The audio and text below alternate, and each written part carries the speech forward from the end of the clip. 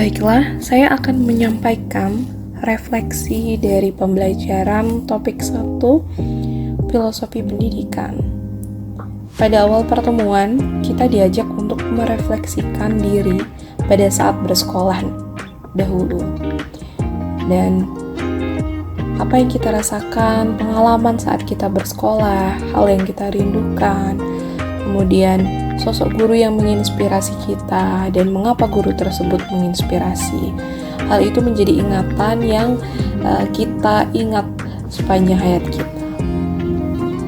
Nah, kemudian kita refleksikan pada masa kini di mana kita nantinya akan menjadi seorang guru, dan tentunya dengan guru inspirasi yang sudah kita ingat tadi, itu akan membuat kita memahami bahwa sejatinya peran guru itu penting, di mana dari tuntunan Ki Hajar Dewantara bahwa layaknya seorang petani yang menanam padi, kita mengusahakan cara yang terbaik agar hasil dari padi itu juga terbaik. Nah, begitu pula dengan guru yang menjadi fasilitator dalam menghasilkan pembelajar yang terbaik.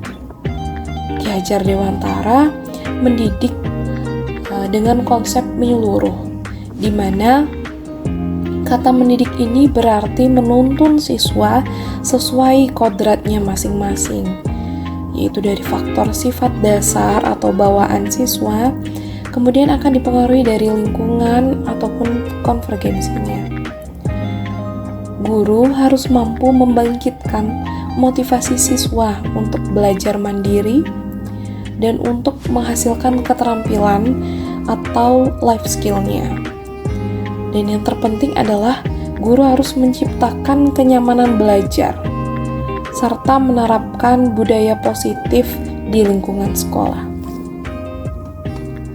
Lalu, dengan perjuangan pendidikan nasional Ki Hajar Dewantara yang dengan semangat nasionalismenya berusaha untuk membangkitkan pendidikan nasional yang sesuai dengan Indonesia, di mana ia melepaskan belenggu diskriminasi pendidikan kolonial pada masa itu.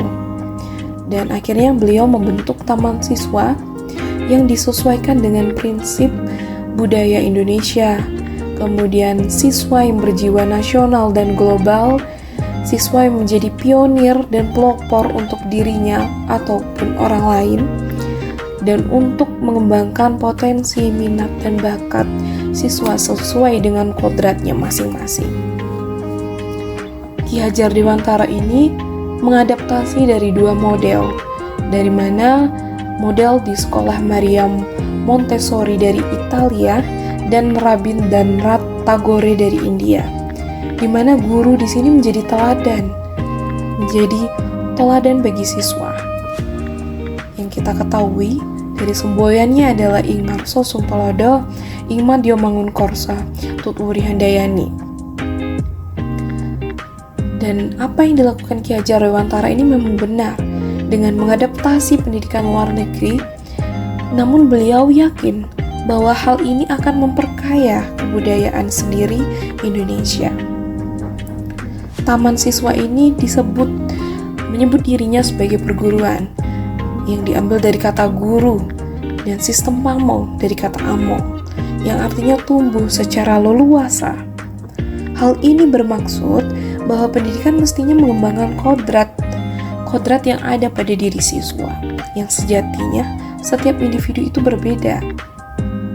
Dan tentunya kita kolaborasikan dengan kebudayaan bangsa agar menjadi jati diri bangsa yang utuh.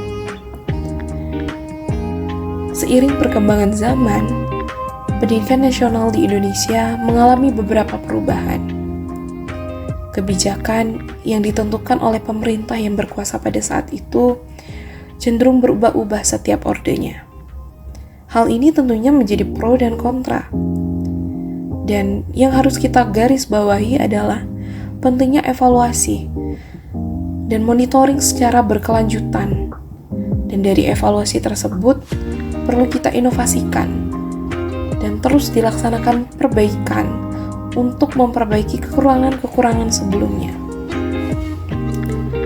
Dan yang kita laksanakan sekarang adalah kurikulum merdeka, yang umurnya masih seumur jagung, yang tentunya dalam penerapannya masih banyak kekurangan, masih banyak kesalahan yang dilakukan baik oleh lembaga pendidikan ataupun dari pemangku kebijakan. Nah, seluruh komponen dari masyarakat, dari pemerintah, dari tenaga pendidikan semestinya berkolaborasi untuk menyamakan satu visi, di mana visi dari kurikulum merdeka adalah memerdekakan atau merdeka. Kita mau melepaskan hal-hal yang membelenggu, yang membebankan siswa. Inilah tugas kita sebagai seorang guru untuk mengimplementasikan kurikulum merdeka ini pada pembelajaran. Kita harus melakukan action yang sesuai dengan pedoman kurikulum merdeka. Dan yang saat ini kita ketahui, masih banyak guru yang meraba-raba karena kurangnya sosialisasi yang berkelanjutan terhadap kurikulum merdeka. Dan pastinya ini menjadi evaluasi untuk kita melakukan pelatihan untuk guru-guru. Karena guru adalah faktor utama, rahim, yang akan melahirkan generasi selanjutnya untuk melanjutkan kemajuan Indonesia. Dan pada saat di kelas nanti, saya sebagai guru harus berfokus untuk menuntun siswa mengembangkan potensinya masing-masing, mengarahkan sesuai dengan minat, bakatnya, kemampuannya. Kita tidak boleh memaksakan sesuatu yang kodratnya mereka tidak bisa. Dan yang terpenting, kita tidak bisa menyamakan siswa itu menjadi satu seragam ataupun satu himpunan yang sama. Karena sejatinya setiap individu itu berbeda. Yang perlu kita sesuaikan adalah kita memahami kebutuhan dari individu dan kemudian kita menerapkan pembelajaran diferensiasi.